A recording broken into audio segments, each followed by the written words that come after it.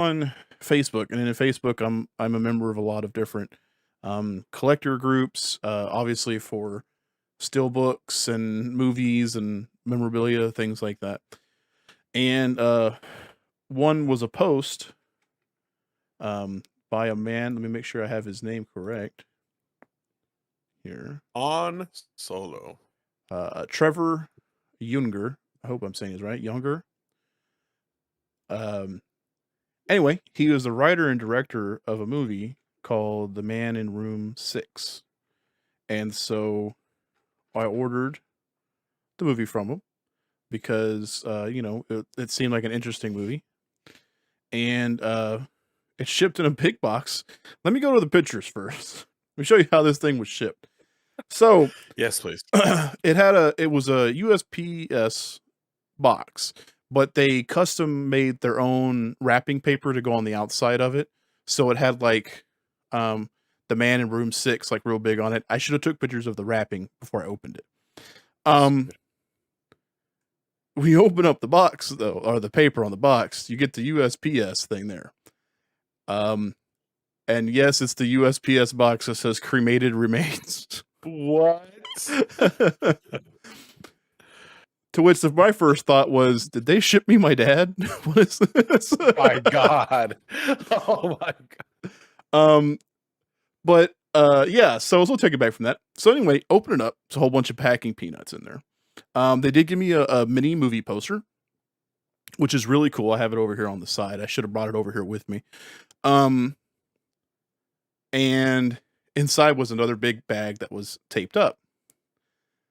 Inside of it was this right here. And I'll go big screen. Thank you. Dang, that looks so cool. So it's handmade. They make them. It is solid. It's wood. So take the chains off, chain little lock thing, and it'll open up. So when I opened it up, let me go back to the pictures here. All of this was inside.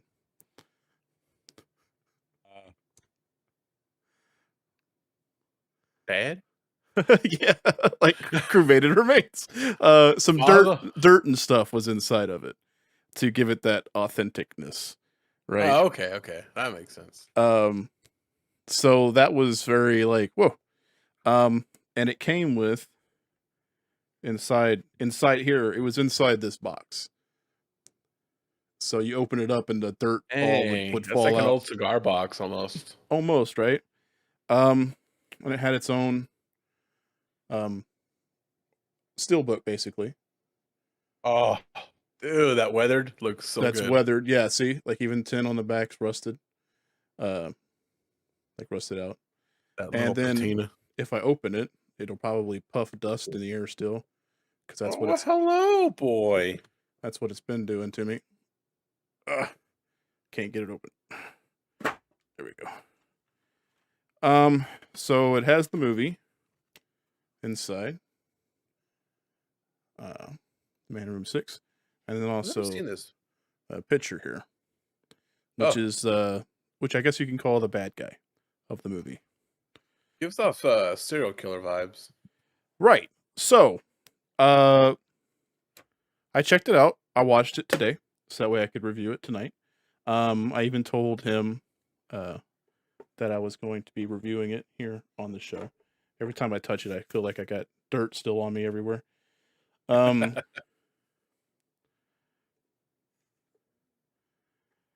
So what do you think? The movie was actually written and directed by this guy, Trevor Younger, who I talked to, who I bought the movie from. So it's hard to discuss movies like this. To me, it seems like it's a hard thing to do, because this is somebody's work. This is not a big company. This is not Disney. This is not Marvel. This is not, any of the big time. It's not A24. It's none of those kind of people, right? This is a small group of people, a small little company doing this. So it's hard you don't want to say anything. Well, you don't want to say anything way too bad about it, right? Because it's just their work. This is their passion. A lot of went into this. You could tell a lot went into this movie, like Right, story absolutely. wise, and usually I've seen a lot of indie movies. Sound was good.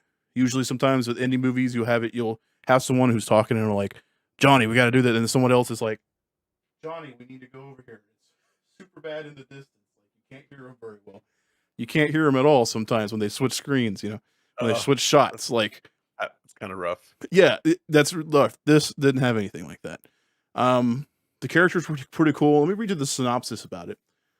It's Carrie, Yeah. so it follows Larry Carrie, who's a socially troubled woman trying to mend a strained relationship with her mother. Her grandfather dies in a nursing home. She finds herself attracted to William, an elderly man in a neighboring room, um, who tells her some tales when he was a younger man, basically, and he claims to be immortal, cursed never to die, but to grow old and sick. But before he can finish his final tale, he disappears and she's implicated with his murder. Sounds intriguing. Oh, wow. Okay. Very Okay. much so Okay. intriguing.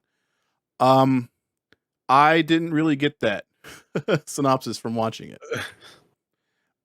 What I did get, and I was talking to Derek about it today, because usually I watch movies like this with Derek, and we talk about them. And I said, it's good. It's a good movie. Like I enjoyed watching it. It's about 2.5 hours long, so it's a long one. Oh, It's a wow. long one to sit there. And it's good. I did enjoy it. I did well enjoy watching it. I liked some segments a whole lot more than I liked some of the other things. To where some of these segments I felt were like that would be a killer movie right there. Like this section alone would be a Okay. great movie right here. And then some Make this sections, movie this yeah, part, don't make this or movie make that this part, but part the make whole movie. yeah, make this part its own thing. Like because this is a cool idea. Like this is freaking awesome. Um, and they tying it together with everything else, uh, you know, was good. Um, but just some of those things where I felt like were separate ideas that got pushed together into something. I don't know if that was meant to be that way. Um, so uh, if this Mr. Trevor sees this, he more than welcome. I would love to talk to him to see exactly what his what the process was, like where these ideas were coming from, like what was the whole overall thing about it. Um, Let's get this Mr. Trevor on the show. right. I was Would love to have you on. Of course, yeah. I would love to be able to talk to him about this. It had what we like to call A24 vibes, which A24 does like movies like Ghost Story. They did Everything Everywhere All at Once, X, Hmm. Pearl. Some of those movies, those indie flicks, to where they're. I think they did Hereditary and Midsummer, some of that. So there are movies like that, but they're also like noodle scratchers. Like, well, let me think about this. It's not written all out for you, which is something that I think that is cool. I do like those kind of movies. That's pretty neat. I like movies that don't just hold my hand the whole way through. But to me, sometimes a little bit don't hurt. A little bit of hand holding through the flick don't hurt. You need that every once in Every now and again, every now and again. But if he does watch this, he does see this. Maybe I'll trim this and make its own separate video on YouTube. There was a whole segment about these kids in a house, and the kid hears some noises from like a crawl space in his room, and he looks down and there's like a monster kind of looking through the crawl space at him and stuff. And I was just like, and the whole thing that was happening with this storyline and about like a guy who runs the funeral home, whenever he came to town, all of a sudden kids started to die, and he would sell the caskets, but then dig up the caskets to resell to people for kid. Like there was like all this sort of, I was like, now that's the segment that I was like, now that's your story right there. Like that's a good that would be a good flick right there. To have this mortician who's doing this at the same time this house is freaking haunted because the kids were buried under he took the kids out of the coffins, buried them, and then this house went kind of almost like a poltergeist type situation, like you move the headstones, but you didn't move the bodies, that sort of thing, going on. Like I was like, now that would have been really cool. All in all though, it was good though. It was really good. Like I said, it is long.